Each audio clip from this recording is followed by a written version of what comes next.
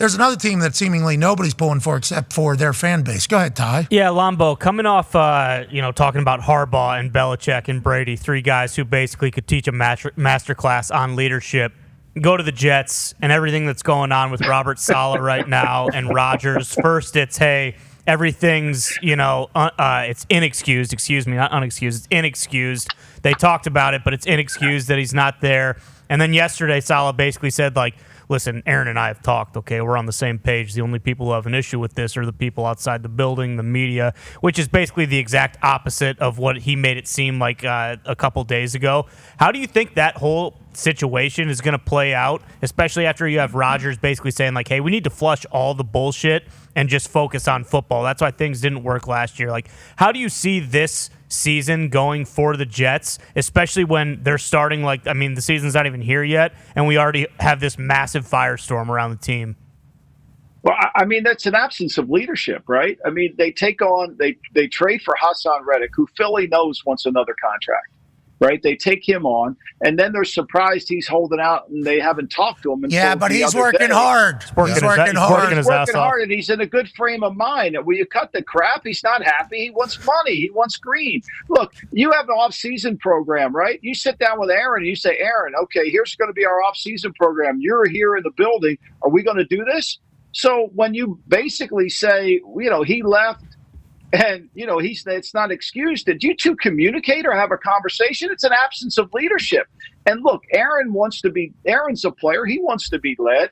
All the players want to be led. And every time they let Salah go in front of this microphone, more disasters start to happen. Instead of it being a little fire, it becomes a forest fire.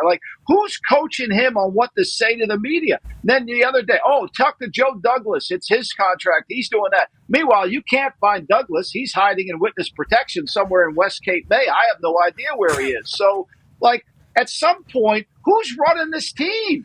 It's an absence of leadership. It looks like a circus. And I don't want to hear this. I heard Greeny on the show the other day. Well, they're still going to be a good team.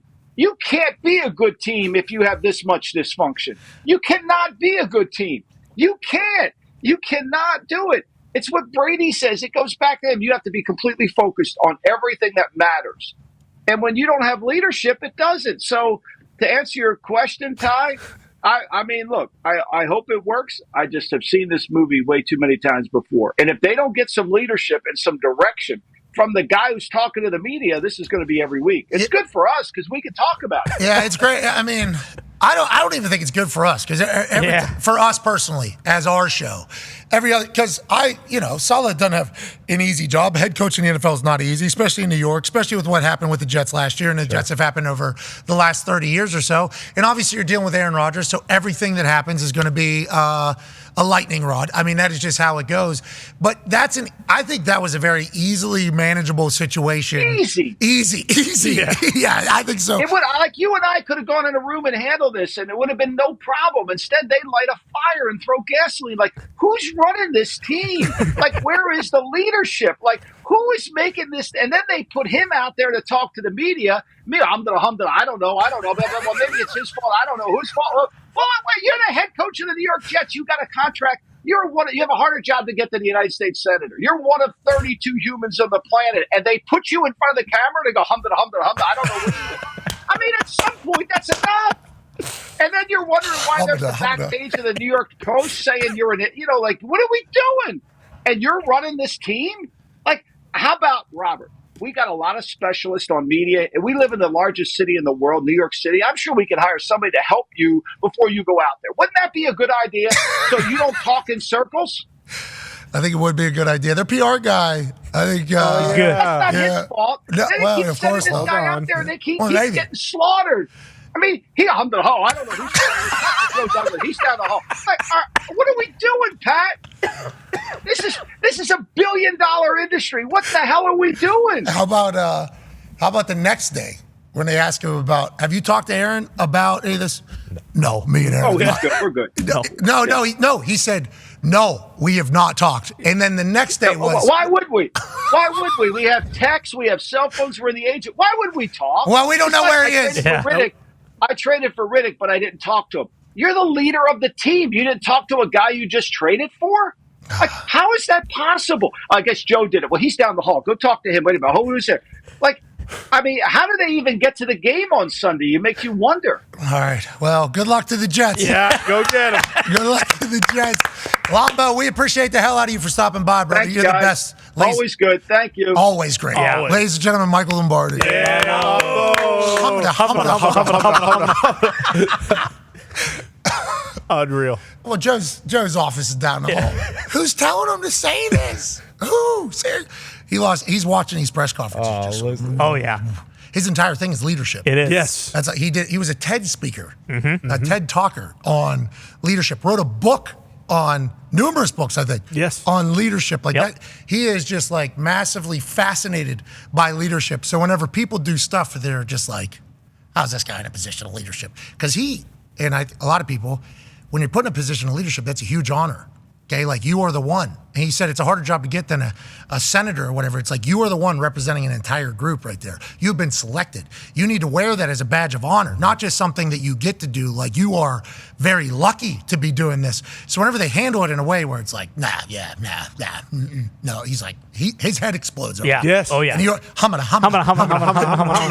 Well, and like the people he learned from, it's like Al Davis, Bill Belichick. So like he knows Walsh. what it's Bill Walsh. Like he knows what it looks like, and then for that to happen, And he hasn't gotten everything right. No, He's no, certainly not gotten everything Nobody right. has. And it's not an easy job being a head coach in the NFL, especially with Aaron Rodgers coming off the year. And we very much acknowledge that. But as soon as you hear him answer those questions, you just think to yourself, like, no way, this was the right way to do this. Because you're immediately starting to find. Well, especially like you said, like when you say something one day and then the next day, you know they're going to be asking you questions about it, and you immediately contradict what you said the day before, and then. When he blamed the media, he blamed the media Yes, too. so people go crazy, and then you talk again the next day, and you immediately contradict what you said the 2 days before that. It's just like you're just giving them fodder to keep going at you. Well, and then they had Hard Knocks, obviously. Right. Yeah. Opening speech, he's reading from a card. Yeah. It's like you had 3 months to prepare Players for this didn't particular love that. thing. Yep, the Eagle. All ex-players. That's what I mean, and the yeah. Crow. Yeah. All ex-players. I still remember. I could give that speech right now. Yeah, I think I could too. If I had to, and it wasn't my speech. But all ex-players, I think the conversation the next day was like, you saw him reading that card in the team meeting. It's like, oh yeah, that would be tough, because do you mean it, or is this a script you're reading? Yeah, who gave you that? Or is it your actual? And it's like, well, maybe he's not a great speaker. Well, he's a head coach in the NFL, so you got to be a good speaker. I'll tell you what, Salah needs them to win this year. For sure. And he needs a guy that he is going to fine for missing 2 practices out of all of the offseason stuff to play very good, or it's over. And maybe he wants it to be. Yeah, true. Legit. I mean, we have no idea. Good luck over there, Jets. Good luck. PR guy's really good too. So, I'm happy to see. Classic Jets.